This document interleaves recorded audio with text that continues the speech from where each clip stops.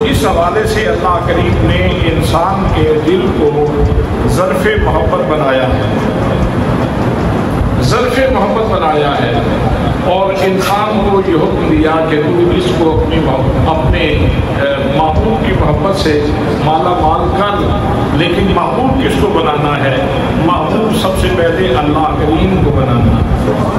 جو محبوب حقیقی ہے، جو مقصود حقیقی ہے، جو معبود حقیقی ہے۔ تو تین چیزیں انسان کو اس حوالے سے بڑی محبوب ہوتی ہیں کہ جن پر انسان نو کمپرومائز کی پالیسی اختیار کرتا ہے۔ مثلاً انسان کو عام طور پہ اس مادی جہان میں اور مادی جہان کی مناسبت سے انسان کو اپنی اولاد سے بہت محبت ہوتی ہے، پھر انسان کو اپنے مال سے بڑی محبت ہوتی ہے، اور انسان کو اپنی جان سے بھی محبت ہوتی ہے۔ ان تینوں چیزوں سے انسان بہت زیادہ محبت کرتا ہے، لیکن جب جناب سیدنا حضرت ابراہیم علیہ السلام اور جناب سیدنا اسماعیل علیہ السلام کا ذکر پڑا سنا جائے تو پھر پتہ چلتا ہے کہ بے شک یہ چیزیں محبوب ہیں،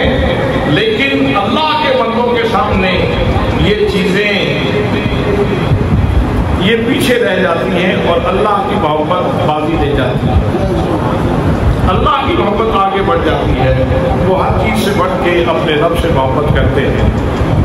حضرات محترم، پروردگار عالم نے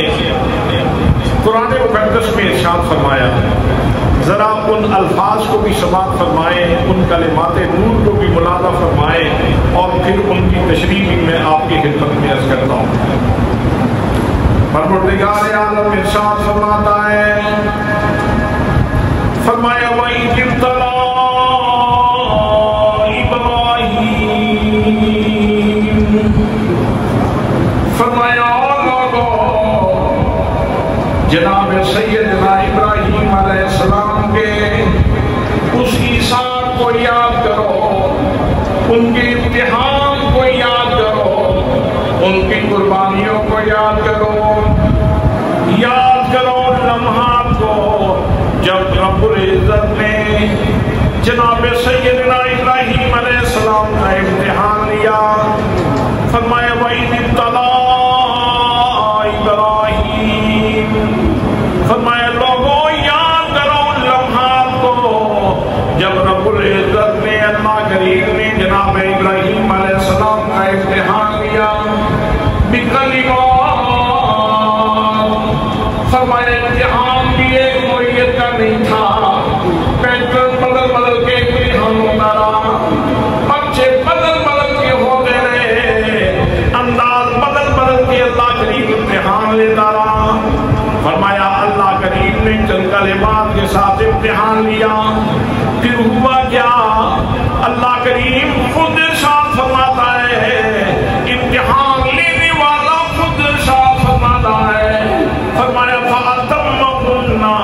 فرمایا لوگوں جب میں ابراہیم علیہ السلام کا امتحان لے رہا تھا، میرے ابراہیم نے کسی بھی میدان میں کمی نہیں کی،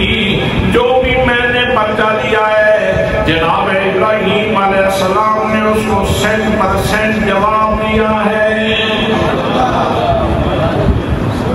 جب اللہ کریم نے امتحان لیا، جناب سیدنا ابراہیم علیہ السلام نے سارے بچے 100% حل کیے، 100% ریسپانس دیا،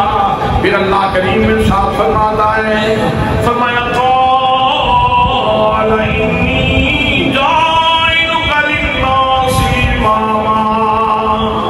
فرمایا میرے پیارے ابراہیم، سراپا ایثار ابراہیم اور قربانیاں دینے والے ابراہیم اور میری ذات سے پیار کرنے والے ابراہیم، اب اس کی جزا میں تجھے دنیا کا امام بنا دوں گا۔ جناب سیدنا ابراہیم علیہ السلام نے عرض کی، اے میرے مولا، یہ امامت کا سہرا فقط میرے سر پہ نہ لگانا، صرف میرے ماتھے پہ نہ سجے، یہ تاج امامت جو تو نے عطا فرمانا ہے یہ میری اولاد کو بھی عطا فرما وَمِن ذُرِّيَّتِي اللہ کریم نے تھوڑی سی استثناء فرما دی فرمایا ہاں تیری اولاد کو بھی نوازا جائے گا اسی منصب نبوت سے منصب امامت سے نوازا جائے گا لیکن ایک بات میں یہاں کر دوں قَالَ لَا يَنَالُ عَهْدِ الظَّالِمِينَ فرمایا میرے پیارے ابراہیم خلیل یہ بات سن لو جو تمہاری اولاد میں سے ظالم ہوں گے ان کے ساتھ میرا یہ وعدہ نہیں ہے تو حضرات اس لیے یاد رکھنا پیغمبر کی اولاد اتنی دیر تک ریسپیکٹ رکھتی ہے جب تک ان کا عقیدہ خراب نہ ہو جب تک ان کا عقیدہ خراب نہ ہو اور جب ان کا عقیدہ خراب ہو جائے تو پھر ان کا وہ احترام باقی نہیں رہتا واللہ کریم نے ارشاد فرمایا ہم تمہاری اولاد کو بھی نوازیں گے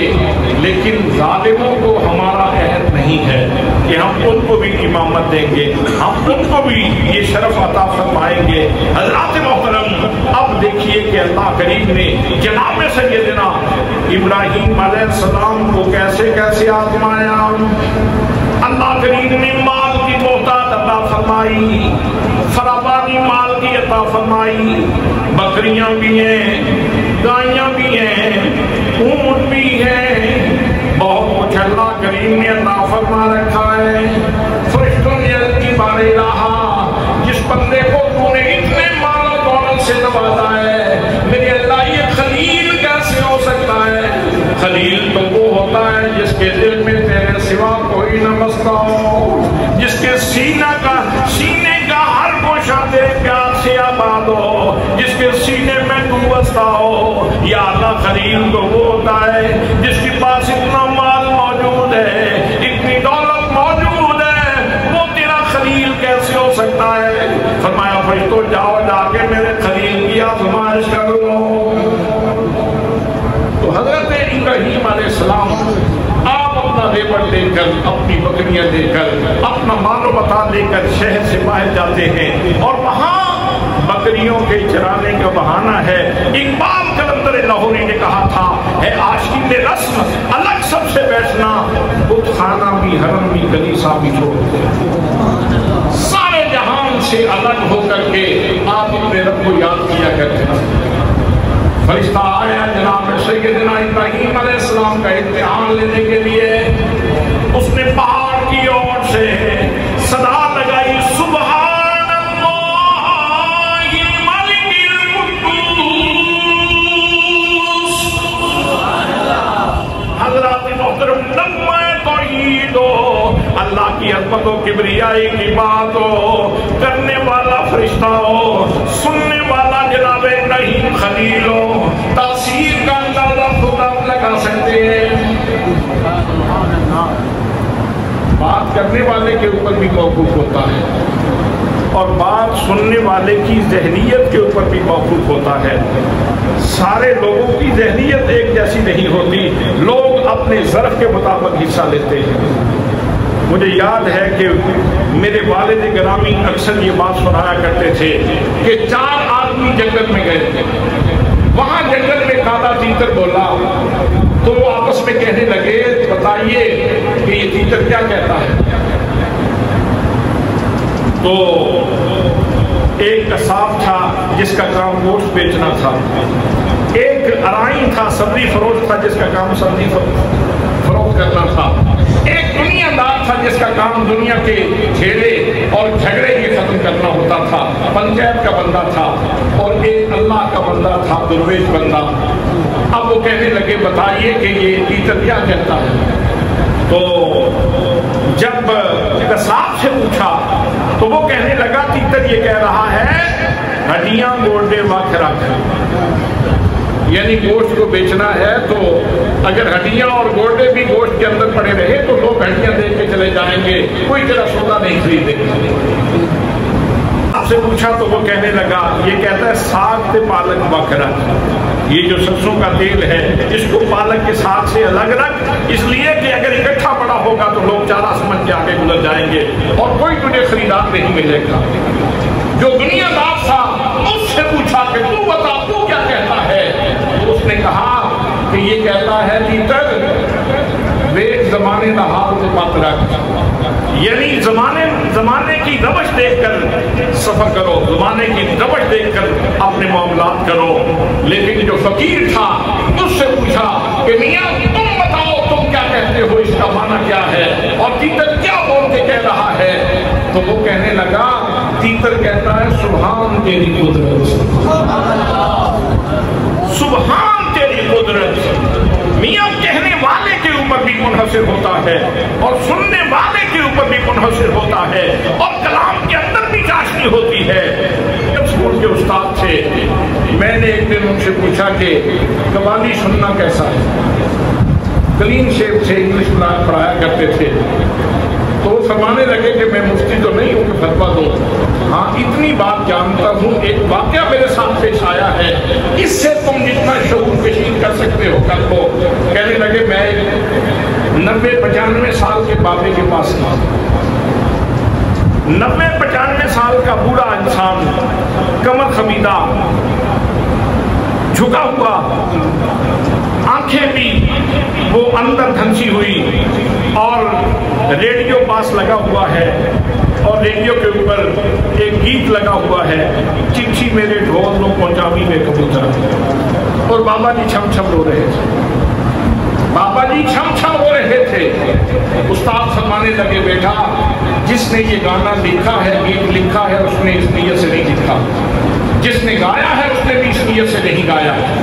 اور جس نے یہ کاسٹ کیا ہے، نشر کیا ہے، اس نے بھی اس نیت سے کاسٹ نہیں کیا، لیکن چونکہ بابا جی کی ذہنیت کی سوئی ٹھیک تھی اس لیے بابا جی مدینے پہنچے ہوئے تھے، اور وہ کبوتر کے ہاتھ اپنا پیغام مدینہ طیبہ میں پہنچا رہے تھے، چچی میرے ڈھول نو پہنچاوی بے کبوترا۔ حضرات محترم، کلام کا بھی اثر ہوتا ہے اور سمجھنے والے کا اپنا ضرب بھی ہوتا ہے۔ حضرت خواجہ شاہ سلیمان کوسی رحمۃ اللہ تعالیٰ علیہ آپ گزرے تو سنترے بیچنے والا صدا لگا رہا تھا، اچھے سنترے، اچھے سنترے، اچھے سنترے۔ آپ کو وجہ آ ساتھی دیکھ کے حیران رہ گئے، آپ رو رہے ہیں، وجدانی کیفیت میں ہیں۔ پوچھا حضرت جی ہوا کیا؟ فرمایا سنا نہیں تو کیا کہہ رہا ہے؟ وہ کہہ رہا ہے جو اچھے ہیں نا وہ کسی کے سنگ تر جاتے ہیں، وہ کسی کا دامن پکڑ کے منزل مراد پہ پہنچ جاتے ہیں، اور اللہ کریم نے یہی فرمایا ہے صادقین، سچوں کے ساتھ ہو جاؤ، سچوں کے ساتھ ہو جاؤ۔ اس لیے میں تو اس سے یہ سمجھ رہا ہوں کہ وہ کہہ رہا ہے جو اچھے ہیں وہ سنگ ترے، وہ کسی نہ کسی کے سنگ تر گئے۔ تو حضرات محترم، ظرف کی بات ہوتی ہے، جب کلام پڑھنے والا جناب جبریل ہو اور کلام حمد الہی کے اوپر مبنی ہو اور سننے والا اس کا خلیل ہو، سبحان اللہ۔ جناب سیدنا ابراہیم علیہ السلام نے جب فرشتے کی زبان سے سنا سبحان اللہ الملک القدوس، میرے دوستوں، میرے بھائیوں، عام مومن بھی جب اللہ کا ذکر سنتا ہے اس کو سکون مل جاتا ہے، اس کو راحت مل جاتی ہے، اس کو چین مل جاتا ہے۔ اس لیے کہ اللہ کریم نے قرآن مقدس میں ارشاد فرمایا الا بذکر اللہ تطمئن القلوب، فرمایا میرے بندو تمہارا سکون میں نے کوٹھیوں میں نہیں رکھا،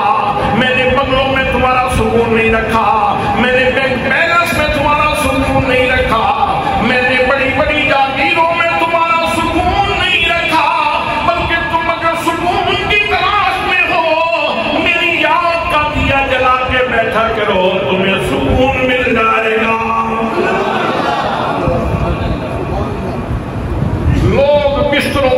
سکون ڈھونڈتے ہیں اور ایسی کمروں میں موسم کے مطابق کبھی رضائیوں میں گم ہو کر سکون ڈھونڈتے ہیں، لیکن جب اللہ کا بندہ سکون کی تلاش میں ہوتا ہے تو مصلی بچھاتا ہے، مصلی بچھا کے اپنے رب کو یاد کرتا ہے، اور جتنا وہ یاد کرتا ہے اس کو اتنا سکون ملتا ہے، اس کی روح پکارتی ہے میں بچڑی روز مثال سیانی میں بچڑی روز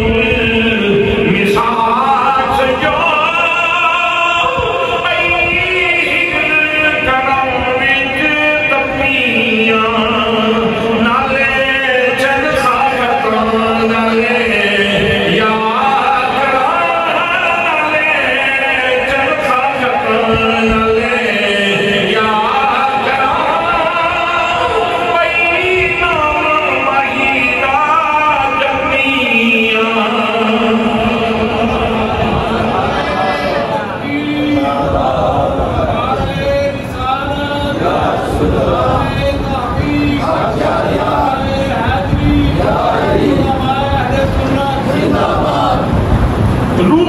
یہاں پردیس میں ہے، اس قفس کے اندر، اس پنجرے کے اندر، یہاں پردیس میں ہے، اور جب بندہ اللہ کا ذکر کرتا ہے تو اس پردیسی کو پردیس میں اپنے دیش کی خبر ملتی ہے، اس وجہ سے اس کو سکون ملتا ہے۔ حضرات، اگر میرے جیسا گناہگار بندہ، آپ جیسا نیکوکار بندہ، اگر آپ اللہ کا ذکر سنیں، میں اللہ کا ذکر سنوں تو ہمیں سکون مل جاتا ہے۔ جناب خلیل کی تو شان ہی اپنی ہے، جناب سیدنا ابراہیم خلیل اللہ علیہ السلام جب فرشتے سے سنا، فرشتہ پکار رہا تھا سبحان اللہ الملک القدوس، جناب ابراہیم خلیل اللہ علیہ السلام کی آنکھوں سے آنسو بہنے لگے، اقراری کے انداز میں پہاڑ کی چوٹی پہ چڑھے اور فرمایا او اللہ کے بندے، او میرے محبوب کا نام لینے والے، ذرا باہر تو ذرا اپنا جلوہ تو دکھاؤ، تم کون ہو جو اس جنگل میں میرے محبوب کا نام لے رہے ہو۔ فرشتہ سامنے آیا انسانی شکل میں، تو پوچھا تم نے میرے محبوب کا نام لیا ہے؟ ہاں جی میں نے تمہارے محبوب کا نام لیا۔ تو مہربانی کرو ایک دفعہ پھر نام لو۔ تو اس نے چونکہ امتحان کے لیے آیا تھا، اس نے کہا ایسے تو نہیں ذکر کیا جاتا نا، ایسے تو نہیں نام لیا جاتا۔ اگر آپ چاہتے ہیں کہ میں آپ کے مقصود کا، مطلوب کا، محبوب کا نام لوں تو آدھا ریوڑ مجھے دے دیں۔ جناب ابراہیم خلیل اللہ علیہ السلام فرمانے لگے او اللہ کے بندے، میں ابھی فیصلہ کرتا ہوں، مجھے اس میں کوئی تذبذب نہیں ہے، مجھے اس میں کوئی سوچنے کی ضرورت نہیں ہے، مہربانی کرو آدھا ریوڑ تمہارا، ایک دفعہ میرے محبوب کا نام لو۔ سبحان اللہ، سبحان اللہ۔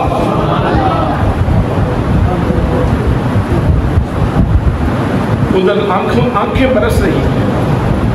آنکھوں سے آنسو جاری ہے۔ کسی نے بہت خوبصورت بات کہی تھی، عشق وچ رونا عبادت تے جو روے پھل پاوے، رومن نال وفا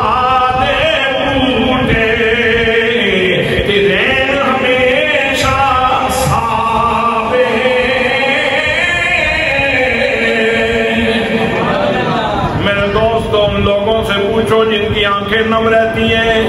جو اپنے رب کے عشق میں تڑپتے رہتے ہیں، جو اپنے رب کو یاد کرتے رہتے ہیں اور روتے رہتے ہیں۔ جناب سیدنا ابراہیم خلیل اللہ علیہ السلام آپ فرماتے ہیں آدھا ریوڑ تیرا، ایک دفعہ میرے محبوب کا نام لو۔ فرشتہ پھر پکارا سبحان اللہ الملک القدوس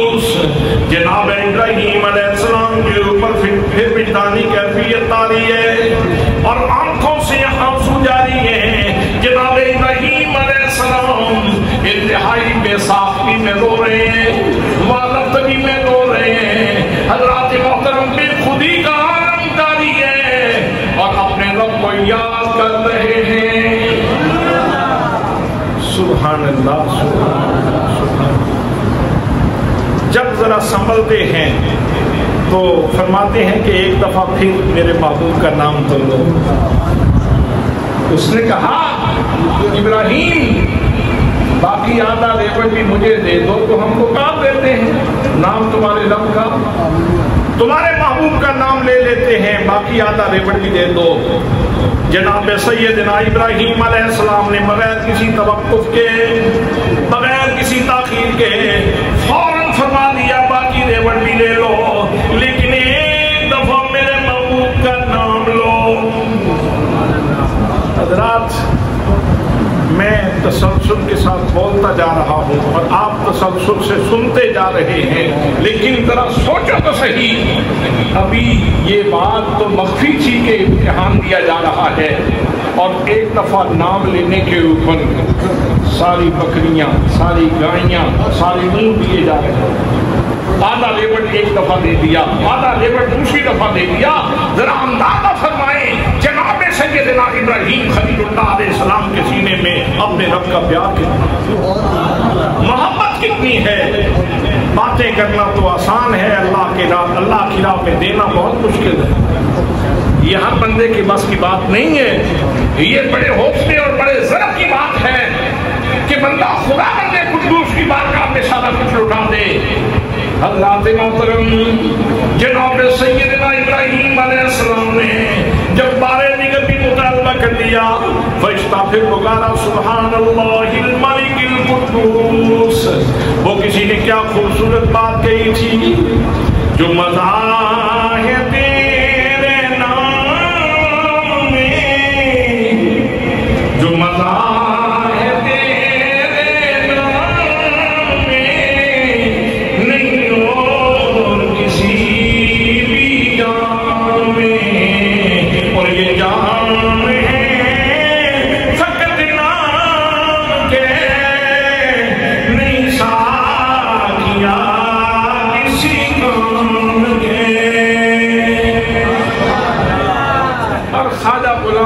نے کہا تھا نام تیرا جو مزہ دیتا ہے، رنگ رنگ میں مجھے قند اور شکر میں، اے یار نہ دیکھا نہ سنا، شکر کا اپنا لطف ہوگا، قند کا شکر کندی کا اپنا مزہ ہوگا، لیکن میرے محبوب تیرے نام کی لذت اپنی ہے۔ سبحان اللہ، میرے محبوب تیرے نام کی لذت اپنی ہے۔ جناب سیدنا ابراہیم علیہ السلام جیسے ہی خاص کیفیت سے باہر آئے، فرمایا ایک دفعہ میرے محبوب کا نام لو۔ اب وہ کہنے لگا ابراہیم اب دو گے کیا، تمہارے پاس تو نہ کچھ نہیں، بکریاں تو ساری میری ہو گئی، گائیاں تو ساری میری ہو گئی، ماں تو تم نے سارے کا سارا مجھے دے دیا ہے، اب تو تمہارے پاس رہا کچھ نہیں، مجھے دو گے کیا۔ جناب ابراہیم علیہ السلام بولے حضرات محترم عشق کو کسی استاد کی ضرورت نہیں ہوتی، عشق زمانے میں سب سے بڑا استاد خود ہی ہوتا ہے، یہ رب نے خود سکھا دیتا ہے۔ جناب سیدنا ابراہیم علیہ السلام بولے اور اللہ کے بندے اتنا بڑا نعمت جو تم نے لے لیا، اب اس کے لیے تمہیں کسی نوکر کی بھی تو ضرورت ہوگی، کسی خادم کی بھی ضرورت ہوگی، کسی چرواہے کی بھی تو ضرورت ہوگی، تو ایک دفعہ میرے یار کا نام لے، میں ساری زندگی نوکر بن کے تیری بکریاں چلایا کروں گا۔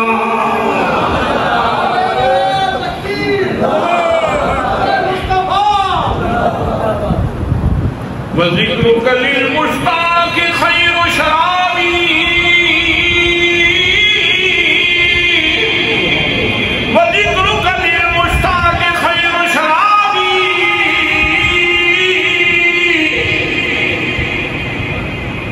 سبحان اللہ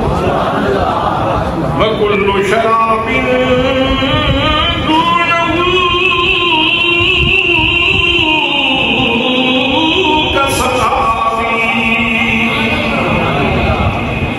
عربی والے کہتے ہیں وَذِكْرُكَ लिलमुश्ताक खैर शराबी, महबूब तेरा जिक्र मुश्ताक के लिए ये बेहतरीन शराब है। लोग कहते हैं शराब में लज़्ज़त है, मैं कहता हूँ नहीं, छोड़ दो इस शराब को, उसके नाम की माला जमा करो, उसके अंदर लज़्ज़त है। वकुल्लु शराबिन दूनहु कसराबी, उसके नाम की जो शराब है, इसके अलावा बाकी जितनी शराबें हैं वो तो सारी की सारी फजूल है, वो तो शराब की तरह। जो मजा है तेरे नाम में नहीं और किसी भी जाम में, और ये जाम है फकत नाम के, नहीं साकिया किसी काम के।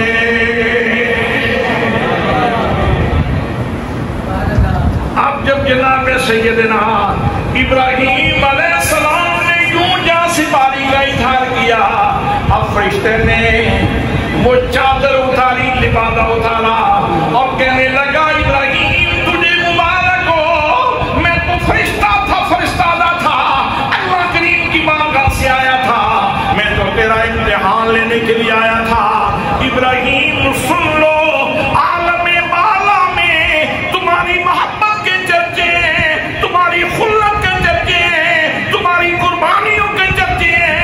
इब्राहीम वाकई तुम्हारे दिल के अंदर फकत अल्लाह बसता है।